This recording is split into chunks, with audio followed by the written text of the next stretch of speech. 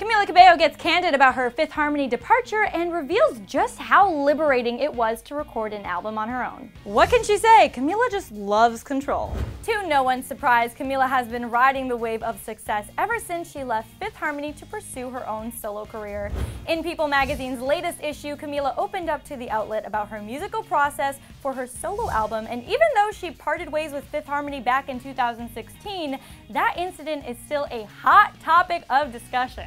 When asked if whether or not Camila has any regrets over the way she and Fifth Harmony ended things, she simply responded with, "I don't know. I don't really think about that. That's a long time ago." Fair enough. I think it's time to leave any Camila and Fifth Harmony questions in the past where they belong, people.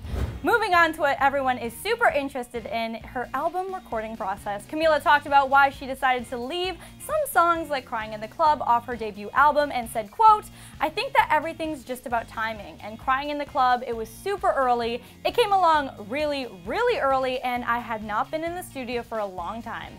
I think when I had enough of those, it kind of felt like pieces in a puzzle, and some of the pieces were just not in the same puzzle. I think it was just about finding exactly what my sound was for this first album."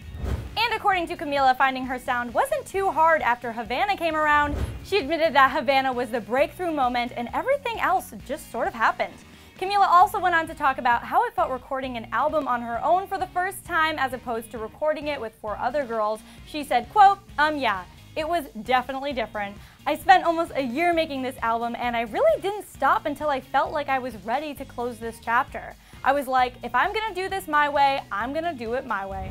We're so glad that she decided to take this album into her own hands instead of relying on others, because if Camila had put other people in charge, well, we just don't think her debut album would have been this good. But what did you guys think about Camila's latest interview with People? Are you happy with her reasoning for wanting to keep songs like Crying in the Club off her solo album? Let me know your thoughts down in the comment section below, and when you're done with that, click right over here to get all the deets on Camila's near-death experience. Yikes. Anyways, thanks for watching Clevver News. I'm your host, Ariel, and I'll see you next time.